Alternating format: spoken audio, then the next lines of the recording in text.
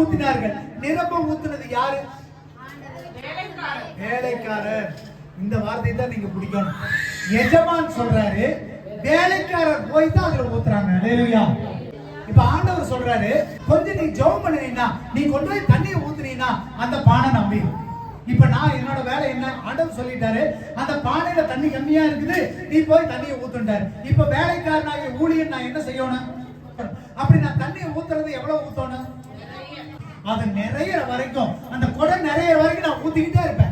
இன்னைக்கு வாங்குமா, நாளைக்கு வாங்குமா, இந்த வாரம் வாங்குமா, அடுத்த வாரம் வாங்குமா, ஜெபம் பண்ணுமா, அங்க போகாதீங்க, இங்க போகாதீங்க, ஆண்டவருக்கு முக்கியத்துவம் கொடுங்க நான் சொல்லிக்கிட்டே இருப்பேன். யாரு குடும்பத்துல ஆண்டவர் இருக்கிறாரோ, யார் குடும்பத்துல ஏசப்பா வந்திருக்கிறாரோ, எந்த கல்யாண வீட்டுக்குள்ள ஏசப்பா இருக்கிறாரோ, அப்ப சொல்லுவாரு, அவங்க வீட்டுல குறை இருக்குது, நீ போய் சொல்லுப்பா, அந்த குறை நிறைவாட்டும். ஆண்டவர் குறையா இருக்கிறது பிடிக்கலீங்க. நீங்க குறையா இருக்கிறது ஆண்டவருக்கு பிடிக்காது.